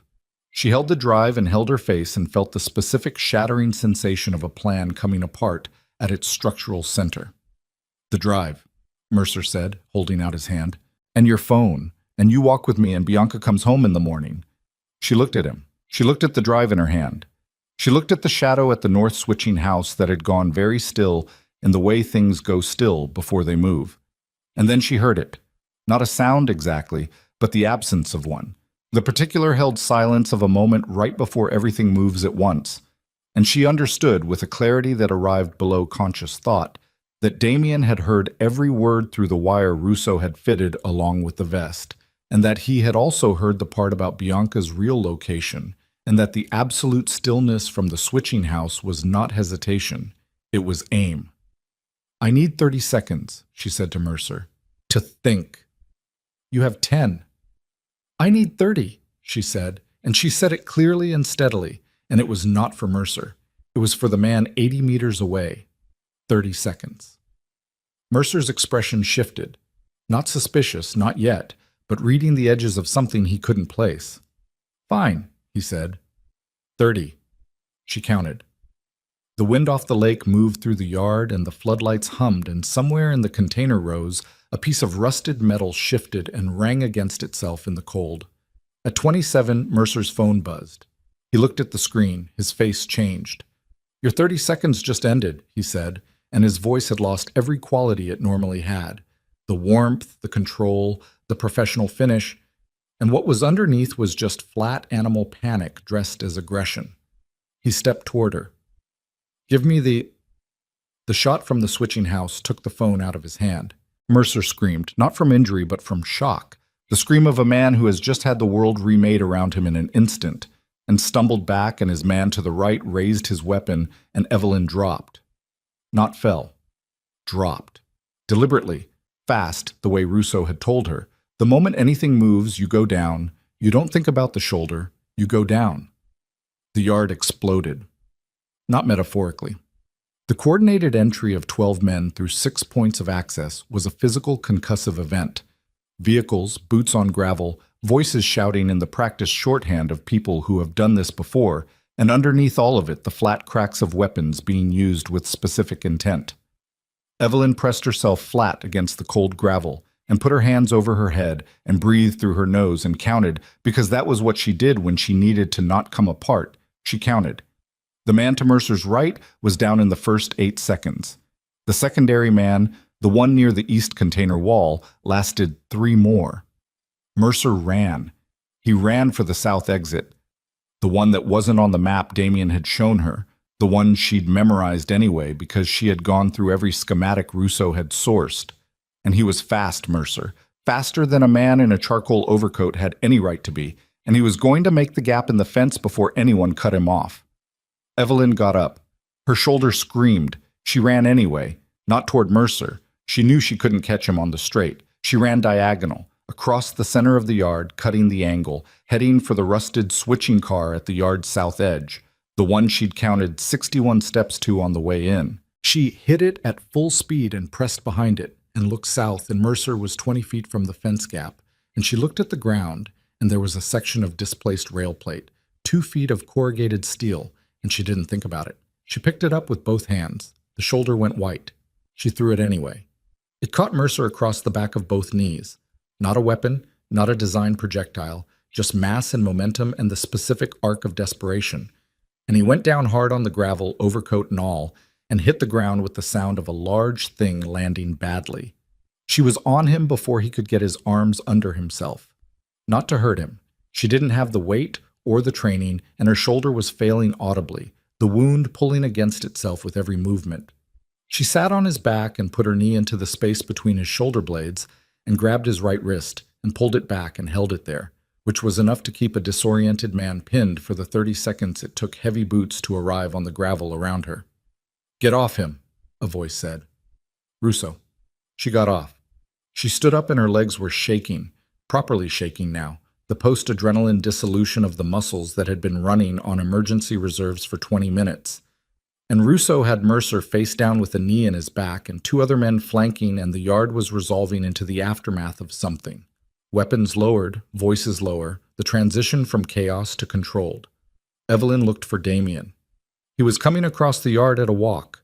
She recognized the walk. She'd seen it at the motel. Deliberate. Unhurried. The walk of a man for whom urgency was a choice rather than a reflex, who had already decided what the next several minutes were going to contain and was moving through them without rushing. He looked at Mercer on the ground. He looked at Evelyn. His eyes went to her shoulder, the way she was holding her right arm under her left elbow to keep her left arm from hanging, and then back to her face. And the look on his face in that moment was the most uncovered she had ever seen him. "Bianca," she said. "We have her location," he said. "My men have been there for 10 minutes. She's okay. She's okay." His voice was flat and controlled, and she could hear underneath it everything he was not saying. He came to a stop in front of her. "You ran," he said. "I know. I had a clear line to the south exit. I know that too." "Then why?" "Because I was faster," she said. Which was not completely true, and both of them knew it. The real answer was, because he was going to get away, and it was my fault he was here, and I'm not sitting at the back of this anymore. She'd been sitting at the back of things for 8 months. She was done with it. Damien looked at her for a long moment. Then he reached out and pulled her against him, carefully, avoiding the shoulder, one hand at the back of her head. And she felt the full weight of him, the relief in it, the tension that had been running through him for hours, releasing incrementally against the fact of her being upright and breathing. She pressed her face against his chest and let herself shake for exactly 10 seconds. Then she straightened. "Mercer," she said. Damien stepped back. His expression had closed back into the controlled version, but the edges of it were different now, permanently different. The way a thing looks after It's been under enough pressure to change its structure. He looked at Nolan Mercer, face down on the gravel of a rail yard he'd chosen because he thought he had the angles figured out. And then he looked at Evelyn, and she looked back at him. And the question in his face was one she understood. What happens now? He said 3 calls go out if he doesn't send a code, she said. Federal investigators. A journalist. And Bianca's location. She met his gaze. The calls haven't gone out, which means either the deadline passed and the contingency failed, or the deadline is tied to his phone. Damien reached down and picked up the pieces of the phone from where the shot had separated it from Mercer's hand. 2 pieces. The screen destroyed. No code sent from this number in the last 40 minutes, Russo said, looking at a device in his hand. Mercer on the ground said nothing. He was breathing hard, cheek against the gravel, and his eyes were tracking everything with the rapid, desperate intelligence of a man who was still calculating even here, even now. The 3 contacts, Damien said. The journalist, the federal contact. Who are they? Mercer said nothing. Damien crouched. His voice went very quiet. The specific quiet she'd first heard in room 214 of the Lakeview Motor Inn. The quiet that didn't need volume to carry everything it needed to carry. You are going to tell me, he said, because the alternative is that I stop having a reason to keep this structured. He paused. And you don't want that. Mercer's jaw worked. The federal contact is Harlan, Evelyn said. Damien looked at her. The SEC investigator, she said. The one who came to the building. Mercer's been managing him for 6 months, feeding him selective information. Harlan's not independent. He's an asset. She looked down at Mercer. And the journalist is whoever covers the syndicate beat at the Tribune, because that's the only outlet Nolan actually reads. She crouched to Mercer's level. Right, Nolan. His eyes shifted to her face. You've been managing me for 8 months, she said. I learned from the best. The gravel was cold under her knee. Her shoulder was a sustained bright agony that she was allocating a specific corner of her attention to containing. Around her, the yard was quiet now, the aftermath settling into the particular stillness of a situation that has found its resolution. Almost. Not yet. Because Mercer's eyes moved. Not to her, not to Damien, but to a point somewhere over her left shoulder, and his expression did something involuntary, a fractional shift of something that might have been relief or might have been a signal, and Evelyn's body understood it before her mind did. She turned. The man was coming from the container rows. Not one of Damien's wrong posture, wrong movement pattern, the walk of someone operating on his own timeline who hadn't been part of any coordinated entry. He was 20 meters away and closing, and he had a weapon raised, and he was not looking at Damien. He was looking at her. Mercer's contingency. Not a phone code. Not calls to journalists. A person. Left in the yard, patient, waiting for exactly this moment. The moment after the chaos, when the extraction was done and the primary threat was neutralized and everyone's attention had consolidated around the man on the ground. Evelyn had half a second. She heard Damien move behind her, the sharp, decisive sound of a man reacting. And she heard Russo shout something she didn't process, and she looked at the man 20 meters away with the weapon aimed at her center mass and thought very clearly, this is the one I didn't plan for. The shot came from the left. Not from the man with the weapon. From Damien, who had already moved. Not in front of her, not the instinct of a body throwing itself between a threat and a person it wanted to protect. But laterally, angled, the shot fired from a position that cleared her completely and took the contingency man in the right shoulder before he'd finished his trigger pull. The contingency man's round went into the gravel 3 feet to Evelyn's right. He went down on one knee. Russo was on him in 4 seconds. Evelyn stood in the cold yard with her ears ringing and her heart doing something percussive and unscheduled in her chest, and looked at Damien, who had already lowered the weapon and was looking back at her with an expression that was stripped of everything except what it actually was. I had him, Damien said. I know, she said. Her voice was steady. She was not steady. But the voice was, and she had learned in the last 9 days that sometimes the voice was enough. That if the voice held, the rest of it had something to organize around.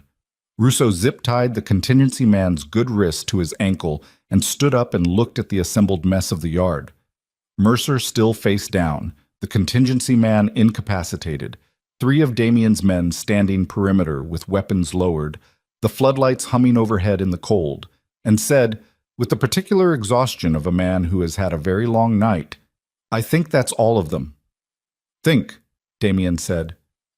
"I'm 92% confident," Russo said. "Find the other 8%. Russo went. Damien holstered his weapon and came to stand in front of Evelyn and looked at her shoulder, which was communicating its condition clearly through her entire left side, and then at her face. "Hospital," he said. "In a minute. Now." "Mercer first," she said. He looked at her for 3 seconds. Then he turned to Mercer, who had been hauled to his knees by one of the perimeter men and was kneeling on the gravel in his charcoal overcoat with blood on his cheekbone from where the ground had found it, and the specific expression of a man in the process of rapid internal recalculation. Damien crouched in front of him. The quiet returned. The specific quiet. "The federal contact," Damien said. "The journalist. Any other contingencies I should know about?" Mercer looked at him. His jaw was working. She could see him sorting through options.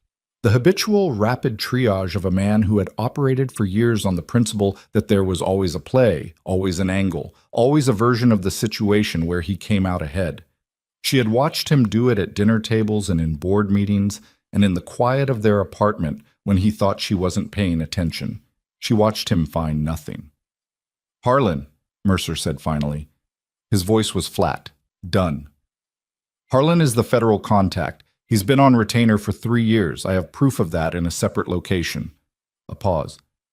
"The journalist is Marcus Yee, Tribune Financial Desk. He doesn't know what he has. I gave him fragments, enough to open an investigation, not enough to print anything yet." "Where's Yee's material?" "Encrypted drive. My secondary office on Walker. 4th floor, filing cabinet marked Archive 7. His eyes moved to Evelyn. "She knows the building." She did. She'd been to that office twice. "The separate location," Damien said. "The Harlan proof. Safety deposit box, Harris Bank on Michigan. Key is in my coat pocket." A pause. "Left inside." Russo, returning from his perimeter sweep, reached into Mercer's coat without ceremony and produced a small key on a plain ring. He held it up. Damien stood. He looked at Nolan Mercer kneeling on the gravel of the Calumet yard, and Mercer looked back at him, and what passed between them in that moment had nothing theatrical in it. No speech, no pronouncement, no performance. Just 2 men and the full weight of every choice that had brought them to this specific piece of cold ground. "There are 3 federal investigators I trust who are not Harlan," Damien said. "You're going to be in their custody before morning." Mercer frowned, confused. "You're turning me over." "You laundered money for a cartel and arranged an assassination," Damien said. "The federal case that Harlan was supposed to manage disappears when Harlan is removed. What replaces it is the case built from your own files." He paused. "The drive, the communications, the Cortez operation, your secondary arrangement with the lieutenants." He looked at Mercer with the flat certainty of a man who has thought this through completely.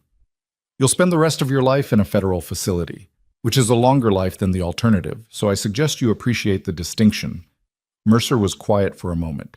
Then, with the reflexive instinct of a man who couldn't help himself even now, "You're doing this because of her." Damien didn't answer. "She's changed you," Mercer said. "You would have handled this differently before her." "Yes," Damien said simply. "I would have." He turned away. "Get him in the car." The drive to the hospital was quiet. Evelyn sat in the back seat with her head against the window and watched the city move past in its 3 a.m. configuration, empty streets, lit windows in tall buildings, the infrastructure of a place that never fully slept but reached a specific depth in the small hours where the surfaces fell away and only the functional essentials remained. She felt like that, stripped to the functional essentials. The shoulder was a sustained deep fire, and the rest of her was the specific hollowness that came after the body had run on emergency reserves for too long and was now presenting the bill. Damien was beside her. He wasn't touching her. He was simply there, in the way he'd been there for 9 days, present, close, not requiring anything from the proximity except the proximity itself. She had come to understand that this was its own language for him. The man who maintained distance from everything had a very specific vocabulary for the absence of distance. Bianca, she said. Safe. She's at a secure location with 2 of my people. I'll see her tomorrow. A pause. Today. She knows about me. She'll want to meet you, he said.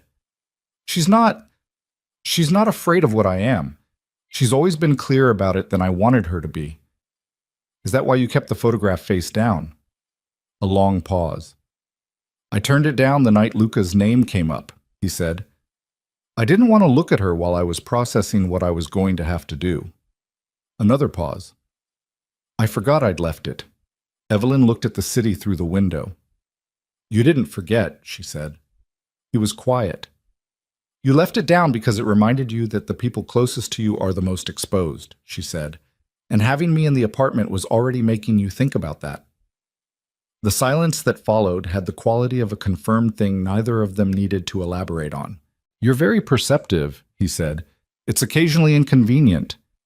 I know, she said, and closed her eyes. The hospital kept her for 36 hours. The wound had reopened during the run across the yard and required 3 additional sutures and a lecture from a night shift attending physician who had seen enough to understand the context of her injury without needing it, explained and delivered his medical instructions with the careful neutrality of someone who had made a professional decision to not ask questions he didn't want answered. Damien was there when she woke the second time. Different clothes. He'd slept somewhere and changed and come back. And the fact of that, the returning, the coming back, was something she was going to have to get used to, the way you got used to things that you had not expected to be permanent. He was on the phone when she opened her eyes, and he ended the call without finishing the sentence he'd been in the middle of. Mercer, she said, in federal custody as of 6 this morning. The 3 investigators I trust have the complete file. Harlan's been suspended pending investigation. He set the phone on the bedside table. Marcus Yee received an anonymous package this morning containing a more complete version of the story than Mercer gave him, the kind that implicates Harlan and Mercer without implicating anyone else. The kind you curated, she said. The kind that's accurate, he said, which was both a correction and a confirmation. Cortez, she said, Cortez's secondary leadership, the men Mercer was working with, have been handled. A pause. Cortez himself has been informed that his operation in this city is over, and that continuing it would be inadvisable. He's pragmatic. He'll find another market. And the Harrington Summit. Postponed. Not canceled. There are conversations that need to happen in smaller rooms first. He looked at her steadily. It will happen. It just takes longer this way. Evelyn nodded. She looked at the ceiling. She looked at her bandaged shoulder. She looked at the window and the gray November sky outside. The clouds low and continuous the way Chicago did November.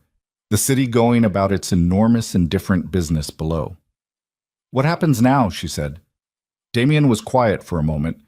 When she turned to look at him, she found him watching her with the expression she'd first seen in the warehouse.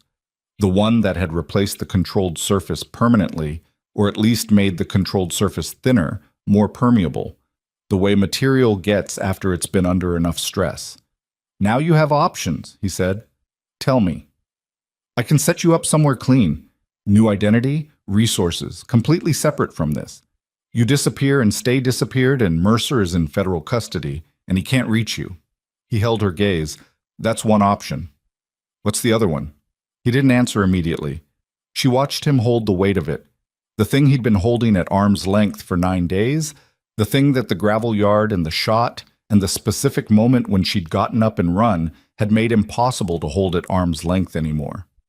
You stay, he said. Not because you have to. Not because it's the safest choice. He paused. Because you want to. Evelyn looked at him. And what does staying look like? She said.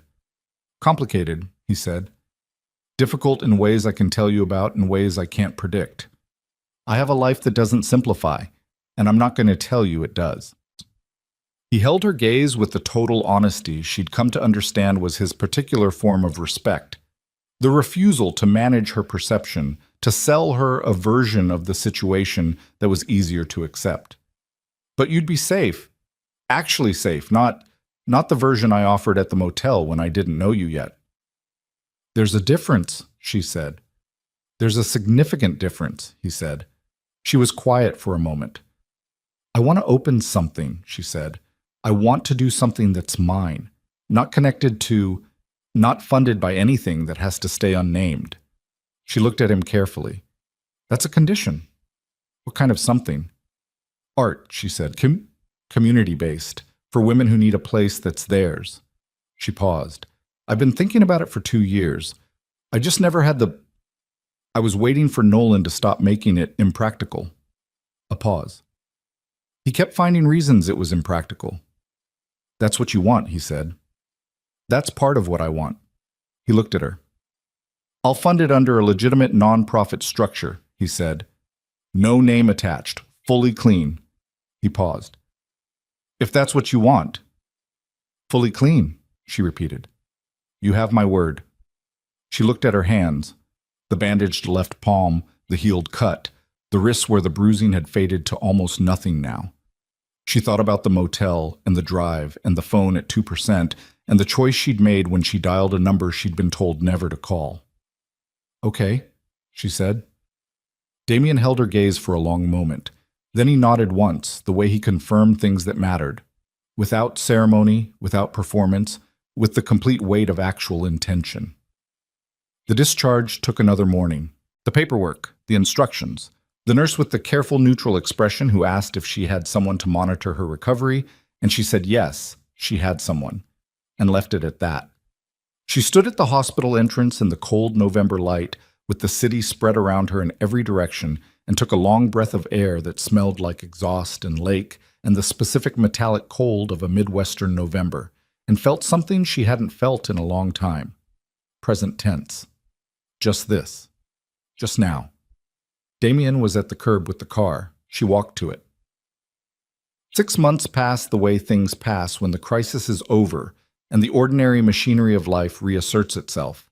Not quickly, not all at once, but steadily, the way a river resumes its course after a flood.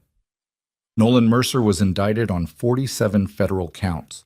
The case was built from his own files, his own communications, the operational records that Evelyn's stolen flash drive had started and federal investigators had completed.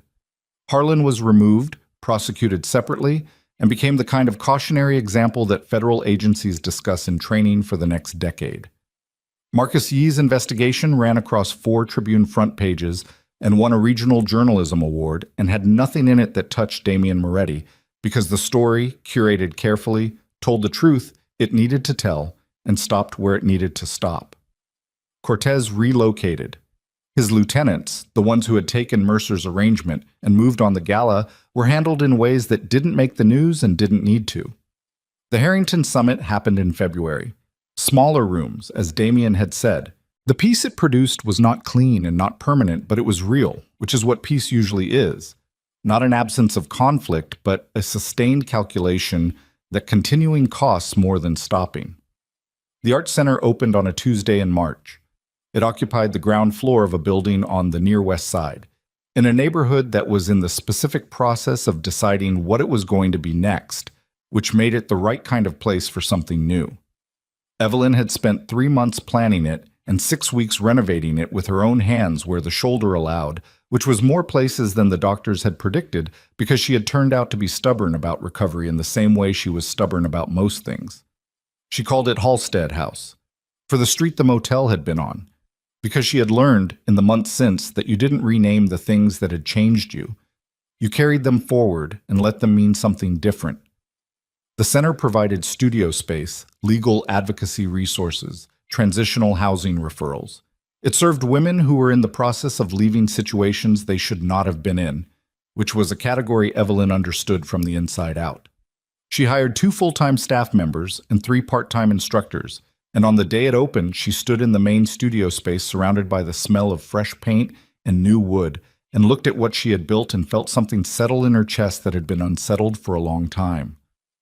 Damien did not attend the opening. He had offered. She had told him she needed that space to be separate, not from him, but from the weight of what they were to each other, the specific gravity of it. She needed one room where she walked in as herself, Not as the woman who had been shot in the Harrington ballroom, not as the woman Damien Moretti looked at the way he looked at her, just herself. He had understood that without argument, which was one of the things about him she had come to trust most. He sent flowers. No card. She knew they were from him because they were the specific kind she'd mentioned once, weeks earlier, in passing, in a conversation about something else entirely, the way you mention things when you're not thinking about whether someone is paying attention. He was always paying attention. They were finding the shape of it together, the two of them, the thing between them, the life that was being built from materials that weren't simple and circumstances that hadn't been chosen. It didn't look like anything she'd imagined for herself. It was harder than she'd expected, and more specific, and more honest. And on the nights when she woke from the motel dream, the flickering lamp, the voices below, the 2% battery, she found him there, always, awake in the particular way of someone who had not been asleep. He never asked about the dream. He didn't need to. "You're safe," he would say, and the words were plain and unornamented and carried everything they needed to carry. She believed them. In late April, on a Tuesday evening, when the city had finally turned warm enough to open the penthouse windows and the lake was visible in the distance as a flat gray line under a clearing sky, Damien drove her to the south side. She knew where they were going before they got there. The Lakeview Motor Inn had been closed since November. The parking lot was empty, the vacancy sign dark, the building in that specific state of abandonment that came after a significant event and before a decision about what happened next. The crime scene tape was long gone. The windows on the second floor were boarded. They stood in the parking lot in the mild spring dark, and she looked at the building and felt the specific compression of everything that had happened between that night and this one. All of it, the weight and cost of it, the things lost and the things found, and the irreversible alterations to the shape of her life. "You know," she said, "I almost didn't send that text." Damien looked at her. The streetlight caught the lines of his face, older looking than his age, the specific aging of accumulated weight, but different than it had been in November. Something in it less clenched, less like a man holding structure together by force. "If you hadn't," he said, "I would have died eventually." She looked at him. "That's dramatic." "No." He reached out and touched her face, his thumb at the line of her jaw, the gesture that had started on the rooftop and had never fully stopped being significant. "I just wouldn't have known it yet."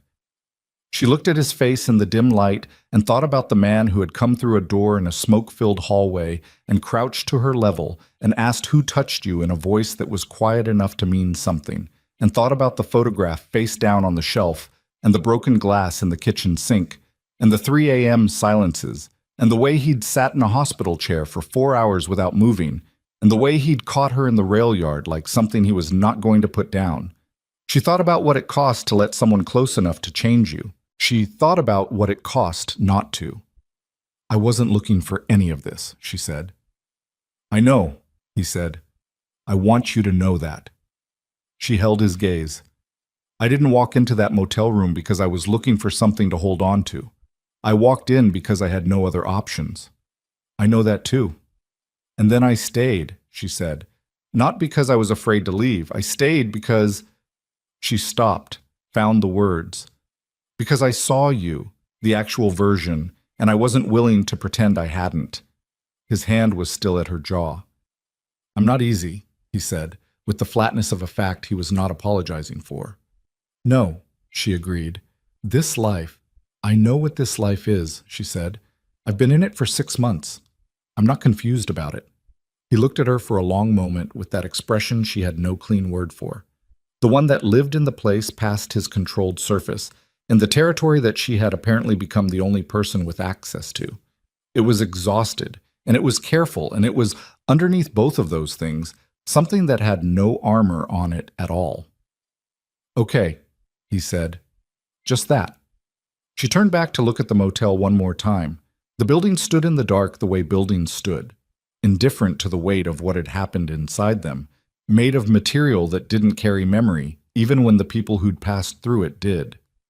She thought about the girl who had pressed herself against that far wall with blood on her hands and 2% battery and no options, and thought about what that girl would make of this moment, standing in the parking lot 6 months later with a healed shoulder and a running art center and this man beside her. She thought the girl would be surprised. And then she thought, no, not surprised. The girl had texted the number. The girl had said, I'm not expendable and I know what it means and I'm still telling you what I'm going to do. The girl had been exactly this all along. She just needed the circumstances to find out. Evelyn Vale looked at the dark motel and let it be what it was. The place where everything had started. The specific, ugly, ordinary place where the rest of her life had begun. And felt no need to make it into something larger than that. It was enough. Damien's hand found hers in the dark. She let it. They stood there a moment longer in the mild spring air, the city moving and breathing around them in its continuous, indifferent way, the lake invisible beyond the buildings but present in the smell of the wind, the distant lights of the skyline reflected in the low clouds above. Then she turned toward the car. He walked beside her. The parking lot crunched under their feet, and the night was quiet in the specific way of a story that has found its ending. Not silence, not absence, but the particular quality of sound when everything that needed to be said has been said, and what remains is just the ordinary, irreplaceable weight of two people moving through the world together in the direction of whatever came next. Which was not safety, exactly. Not simple, and not without cost, but real. And hers.